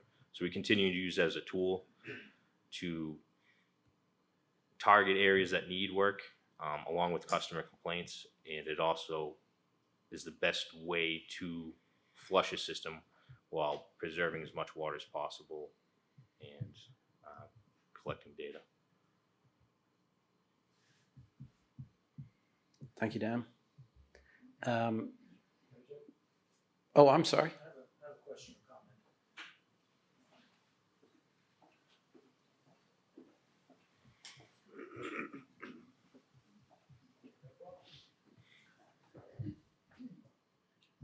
Thank you. First of all, as a resident of Pembroke for 47 years, I want to thank the chamber and everybody who participated in this meeting. It's unbelievable what's going on right now. It's been a great meeting.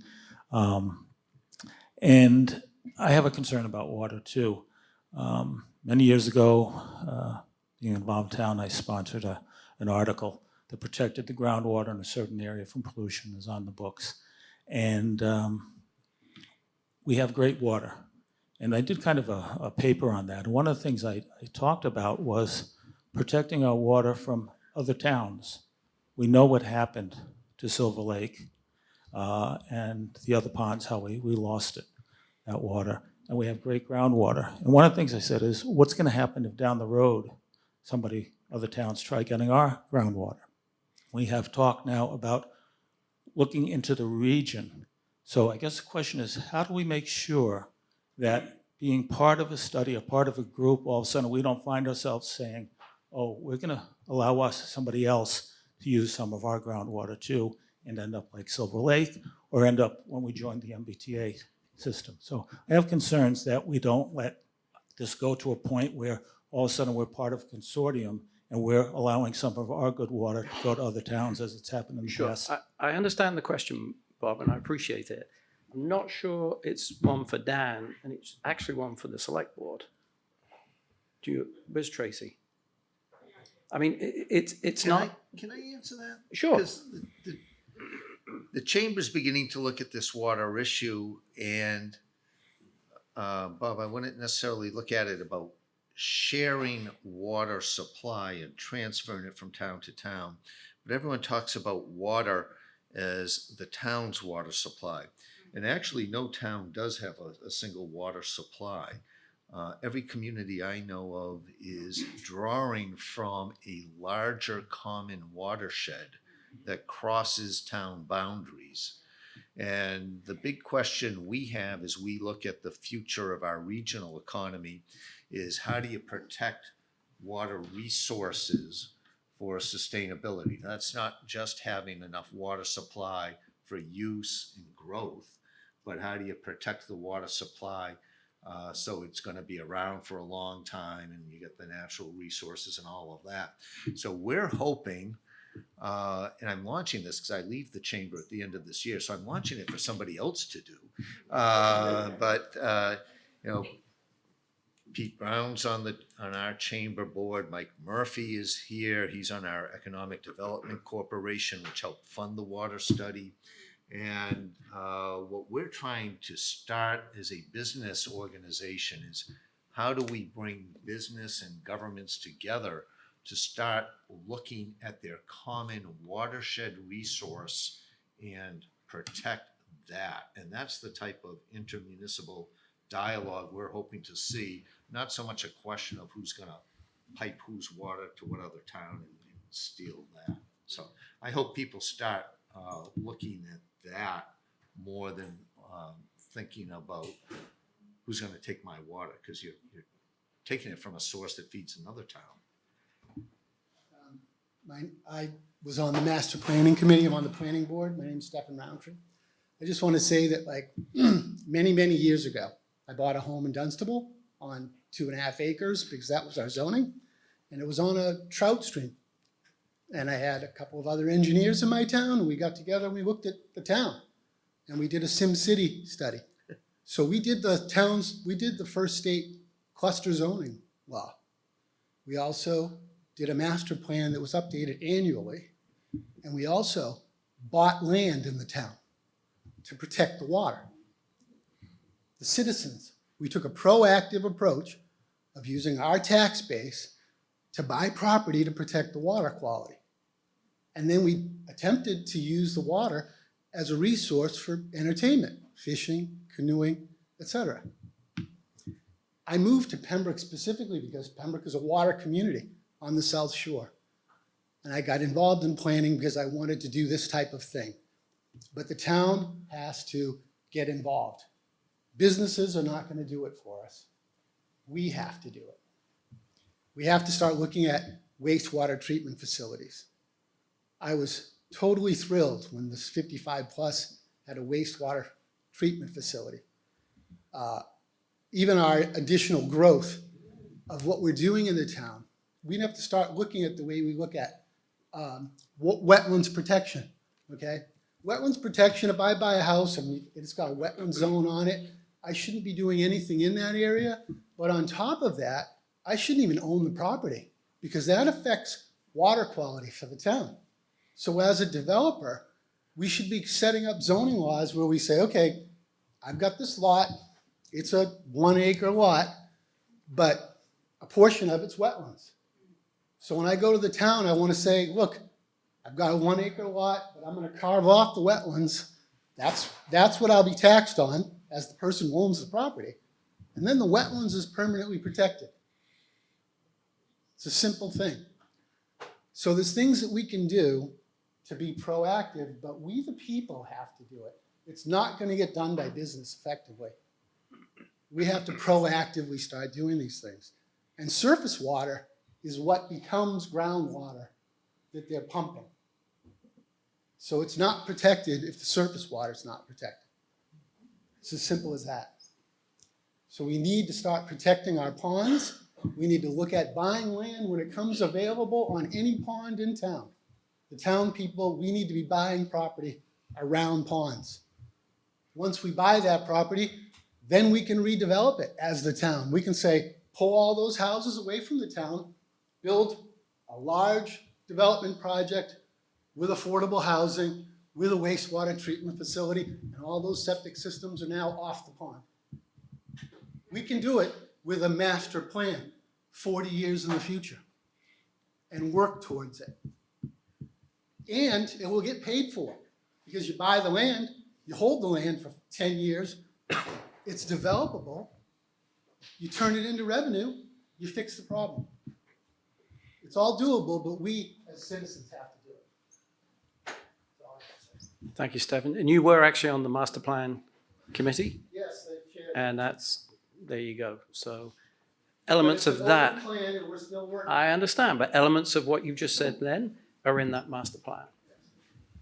I think we're going to have a bit of a quick show of hands here. We've got 10 minutes left. We're halfway through the water questions, and we've got questions for the other departments. Do we move on? Okay. So I'm going to skip your... Well done, Dan. So we've got questions on town planning. I'm going to throw these to you, Bill, but there's other people in the room that can answer these questions. Infrastructure is designed to accommodate what population capacity? This is a great question, actually. I think I asked it. So we are planning on our major roads. Some of our roadways we cannot expand capacity for population. We just don't have the roadway width, the right of way to be able to do that. We would be purchasing your land to make that happen. On the bigger projects such as Route 36 and Route 14 before that, and some of the other roadways that we have done as a community, we're building those to current specifications, which really, other than for passage of cars and the number of cars that pass over that road, it's an unlimited capacity. It's only limited by the ability of the number of cars that transition through there. We're putting in the light cycles where we need the light cycles. We're putting in traffic circles where we need those, the intersections. We are complying with the Manual for Uniform Traffic Control Devices, otherwise known as MUTCD, which does restrict. I know there's been some frustration on some of the intersections. Instead of coming straight out on 36, it bends. Those are all federal requirements that we have to comply with, which does limit the transition time somewhat, but we are planning for maximum capacity. Another question here. Based on the town's expectation of development and growth over the next 5 to 10 years, when do you expect our infrastructure to exceed its life? We've got a lot of infrastructure planning going on. I mean, this building is a new building. We've got the public safety building, which is on track, John? On track. That'll be coming online. There are other infrastructure projects? So there are a number of infrastructure projects that are in the planning stages. Most of them are very, very small.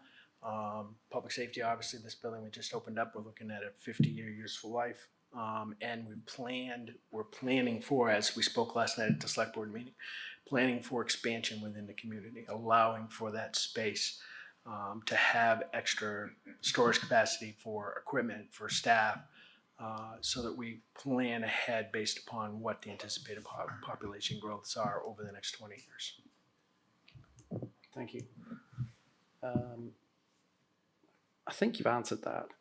That's what projections have been made to determine our infrastructure that will need to be repaired or replaced. So some of that isn't based on population growth, though. I mean, we're starting, and I don't want to speak because it's not my lane, so to speak, for the schools. But obviously, the schools are planning some things, and that's not population growth, but it's based on technology and needs that are changing dramatically. Or if you look at where we were 10 years ago for technology, we're teaching different technology and different things that the schools are likely going to be bringing forward over the next several years that we need to start planning for. We're talking about that today on a couple of things, which I won't get into this evening, but we need to think about that, and we need to plan for that, and we want to make sure that we're including that in our long-term capital planning. And I'll just slip in a quick ad. We will be hosting an education forum. So those questions will be answered in the education forum. Hot topic. I don't think anyone can answer this just yet. What's the expected cost and plan to cover these replacements and repairs? Well, we can't answer it fully because not all of that is there, but we do have within our capital planning about $18.6 million worth of infrastructure improvements over the next 5 years. Okay. So I'm going to just ask, so that's going to be my next question. So how much is it going to cost? How is it going to be funded? So it's funded a number of different ways. Some of it is we talked about funding for roadways. There are similar funding for some of those projects. Some of those projects will be funded within the levy. Some of those projects will be funded by free cash. Some of those projects will be funded by grants. There's two that I can think of I won't discuss tonight, but certainly in the next several months we'll be hearing about those. The board will be getting presentations on those. The library trustees will be getting presentations on one of those. There's a lot of things that are going on. There's a lot of funding sources. A couple of those will likely have to be approved by the voters. They're big enough where we would need to do a debt exclusion. Mm-hmm. I'm not a genius, by the way. I can see all the questions here. I'm just jumping around. They're not going up on the board here. Okay, 5 more minutes. Sorry. Can I say one quick thing? I think that people need to understand. Would you like it, Mike? It's just, I want to do it quickly. I think people need to understand that one of the things that Bill has brought to the town is the capital planning. Who's that? And so when you think about roadway management, a lot of people get upset about the condition of the roadways. I can remember when DPW commissioners came to town meeting somewhere around 2017. Andy, you might remember. And they said, in order to meet our roadway management plan, we need extra money every year. The first time we did that was when Bill Chenard became our town manager, and he's been finding ways to put into the budget that $500,000 a year, which is allowing us to start to actually carry out a plan. So I think that what we have to recognize when we're looking at the costs to cover replacements or repairs over the years is it's the planning that people like Bill and Dan Sullivan are doing that are allowing us to build it into a plan and a budget that's going to be sustainable. 100%. 100%. This is a hot one. Oh, and she's left the building. The person who asked this question is no longer in the building. However, I think it's worth asking. And forget the detail of this question. The question stems from the fact that we paved a road in November 2023, and then we dug it up for Eversource. And the question is, I think we've answered this question tonight. Well, I'm happy to go a little further on this question because we have a 5-year moratorium. Utility companies in Massachusetts do have exemptions to that, especially if it's a gas company. Eversource was doing gas line work there. However, we also have restrictions that force them to pay to bring the roadway back and improve it. And we have aggressively gone after that. For High Street, for West Elm, for example, they're paying the entire cost. Other than some small oversight that we would do that they say, well, we don't need your oversight, but yes, we do. So there are restrictions that force them to bring those. If they're within that 5 years that where we paved it, they own that cost. So the question actually, if you drill into it, is they're a bit frustrated that taxpayer money has gone into repaving a road and then it's dug up, but you're saying... No more than I am. Right. We when we're paving and doing a major paving project, we coordinate 2 years ahead of time with our utility companies and say, if you got gas mains you got to dig up, if you have something else going on, do it now.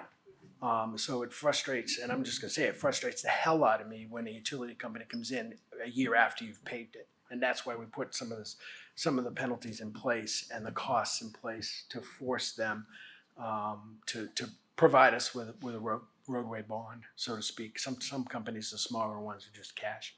But terrific. We have, or actually, we're at time. Are we on air, off air? Keep going. Okay. Everyone all right? Happy to keep going? All right. Wrap it up. So, Please wrap it up. I don't know to keep going. contradiction from the select board, ladies and gentlemen. Okay, we do have one other question here. Question on trails. It's a question that's come to us. Who's maintaining the trail system in Pembroke? no one. Okay. It is something that we need to address as a community. It's historically been maintained by volunteers. We don't have the capacity within our existing staffing to do that. We're barely keeping up with some of the other. Someone in the back of the room could probably address this. She's the one that's responsible for a lot of our mowing and that type of work. And we need more staff there, without a doubt. It's a focus point of mine. It's been a focus point of the DPW director. And so we need a plan for trails. I know that it was discussed at the select board meeting last night, and we're going to work toward a plan for trails. Unfortunately, you can't prioritize trails over roadways or schools or police, fire, other infrastructure costs that we have. So it is challenging for us, but we need to find a way to get there. I'm out of questions. I had a feeling. I'm gonna let Aline. You've already spoken. I'm gonna let Aline Flashman ask a question. Aline, come to the mic and don't ask about the library driveway. That is exactly what I'm asking. So at the town meeting, we got funds for redoing the entrance to the driveway to the library. When is that going to take place? It is. So we actually asked the engineers to take a look at that, and because of the infrastructure there, it is a much larger project than we had initially anticipated. So that's why it's been. You're talking about the hump on the entranceway, yeah. So what we thought we could do was simply raise that up, smooth that out, cut down a portion of that. We can't just do that, so it's a bigger project than we had anticipated. Thank you, Aline. I did ask him not to ask it. But... Can I touch on that? As chairman of the library building committee way back then, we recognized So that... it's your fault. Pardon? It's your fault. Well, kind of. We take credit. Careful. We objected to it, and the state told us it has to be like that. And we objected, and that's the way that bump is there, and it's a horrible bump. And hopefully we can correct it. I'm going to take another minute to kind of take us. If the people that are waiting to go home are happy for you to take another minute, it's about infrastructure, and it's a little bit of an announcement. There's going to be more of an announcement later, but about 10 years ago, the library trustees and the Friends of the Pembroke Library, which Tracy is a member of, approached me about starting a nonprofit for the library.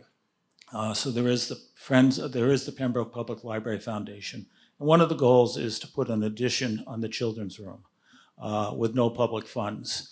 And over the years, we've been raising some money. We have a benefactor That's been very helpful. And we're going out for plans through the town's process to see what that would cost and what it would look like. It was part of the original design. The library is designed for 20 years of population and growth. We're now at about 26 years, and the children's programs are just thriving. So you will be hearing more, but there will be something in infrastructure for the library, a positive thing, and not going to ask the taxpayers for any money. It's going to ask you a lot. Thank you, Bob. Stefan, did you want to say something? One last thing I wanted to say is that I wanted to ask the gentleman from the business community, what about power in towns with developing power? Because there's so much government money available for power development, electrical energy development, windmills, solar panels, et cetera. And we really need to be trying to take advantage of that as much as possible to improve our power infrastructure. Because I know people are paying enormous electric bills. I, for one, took advantage of the solar program and bought solar panels for my house 10 years ago. I have saved myself $86,000 over the last 8 years in electricity and sent back $4,000 a year surplus to the electric company, which I planned for an electric vehicle. But people need to really start looking at solar power and taking advantage of it as soon as possible, because it's an amazing savings, an amazing benefit, but we as a town should be doing something as well. You saved 86,000 over how long a period? 8 years. I bought the panels myself. I overrated my house the year before I got the panels. What are you doing in the house that you're running that kind of electric? No, I'm an engineer. I do funny stuff. I've got 26 panels, and when they installed my meter, they said, "Oh my God, this meter is going like a bat out of hell. What is your usage?" And I said, well, it's not as bad because I took out all the lights in my basement and all the lights in my attic, and I got rid of the old hot tub I bought to run up the bill. But I ran up my bill before I got the panels, so I got to put up 150% of my capacity. And I bought the panels, so I get SREC credits. So I get paid by the government every quarter for my excess power. It sounds to me like you're running solar panels to generate a nuclear power plant. No, but I dealt with my power capacity for running 2 electric vehicles as well, which means I'd eliminate my gas bill.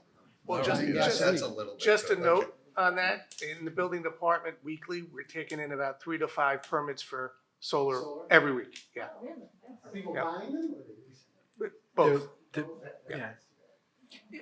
Stefan, your 86,000 saving, was it 86 you said? Does that include savings in gas that you're not putting in the cars? I don't have an electric vehicle, unfortunately. My commute's too far. So it could be even, okay. So I'm sending it back to them for free. Got it. Impressive.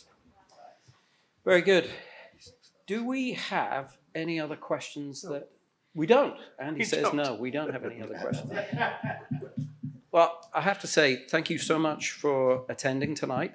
Thank you to Local Scene for all that you do.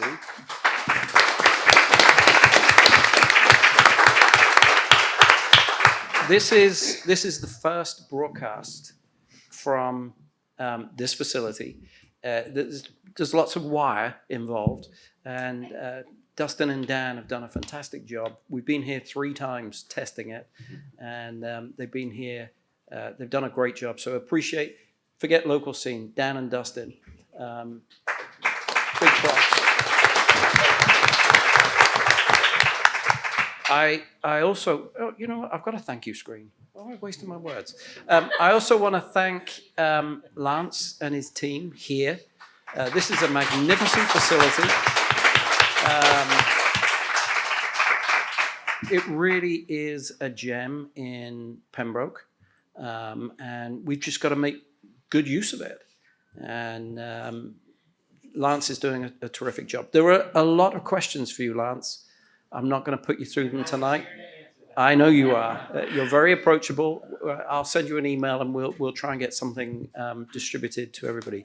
So that's it for tonight. Thank you again to the panel. Very informative. And thank you for attending. Good night.